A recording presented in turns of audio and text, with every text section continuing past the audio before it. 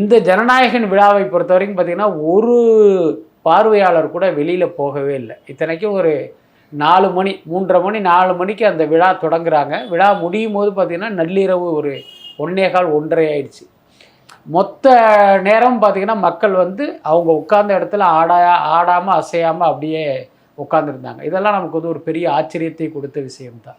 Sir, அடுத்ததாக director H Vinod பேசுனது, remake பண்ணணும்னு சொல்லி நினைக்கிறவங்க, கிடைக்கிற கேப்பில் யூஸ் பண்ணிக்க நினைக்கிறவங்க, இவங்க எல்லாத்துக்கும் நான் சொல்ல விரும்புறது இது 100% தளபதியோட ஒரு படம் அப்படின்னு சொல்லியிருந்தாரு. இல்லை, அதான் அவர் அப்படி பேசினதை வைத்து எல்லாரும் என்ன நினச்சிட்டாங்க அப்படின்னா, இவர் சிவகார்த்திகேயனை தாக்கிட்டாரு, என்ன பராசக்தி படத்தை தாக்கிட்டாரு அப்படிங்கிற மாதிரியான ஒரு கருத்துக்களை எல்லாம் வெளியிட்டுக்கிட்டு இருக்காங்க. எனக்கு தெரிஞ்ச அவர் அந்த அர்த்தத்தில் சொல்லலை அப்படின்னு தான் நான் நினைக்கிறேன். என்னென்னா, ஸோ அவர்களுக்கான பதிலடி தான் இந்த பதில். நீங்கள் அப்படியெல்லாம் நினச்சிடாதீங்க, அதை தாண்டி இதுக்குள்ளார இருக்குது. அதுக்கு அடுத்து பார்த்தீங்கன்னா, இது பாலகிருஷ்ணா நடித்த பகவந்த் கேசரியுடைய ரீமேக்காக இருந்தாலும் அப்படியே கலர் ஜெராக்ஸ் மாதிரி இந்த படத்தை எடுக்கலை. இவங்க பார்த்தீங்கன்னா நிறைய ஒர்க் பண்ணி நிறைய பார்த்தீங்கன்னா மாற்றிருக்காங்க. படத்தினுடைய ஓப்பனிங்காக இருக்கட்டும், அந்த இன்டர்வல் லீடாக இருக்கட்டும், ப்ரீ கிளைமாக்ஸாக இருக்கட்டும், எல்லாமே மாற்றிருக்காங்க.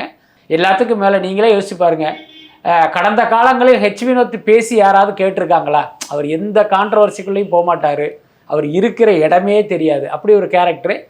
எல்லாத்துக்கும் மேலே பார்த்தீங்கன்னா இப்போ மற்ற இயக்குனர்கள் மாதிரி, இப்போ லோகேஷ் மாதிரியோ அட்லி மாதிரியோ நெல்சன் மாதிரியோ ஒரு நடிகரின் ரசிகராக தன்னை அடையாளம் காட்டிக்காத இயக்குனர் வந்து ஹெச் வினோத். அவர் அஜித் படத்தையும் இயக்கியிருக்காரு, விஜய் படத்தையும் இயக்கியிருக்காரு. ஆனால் நான் விஜய் ரசிகன் அஜித் ரசிகன் அவர் எங்கேயுமே சொன்னதில்லை. ஒரு இயக்குனராக அவர் ஒரு படத்தை எடுத்து கொடுப்பார். அதனால் ஒரு விஜய் ரசிகராக இவர் சிவகார்த்திகேயனுக்கு பதிலடி கொடுத்துட்டாரு அப்படின்னு நினச்சிங்க அப்படின்னா அது தவறு.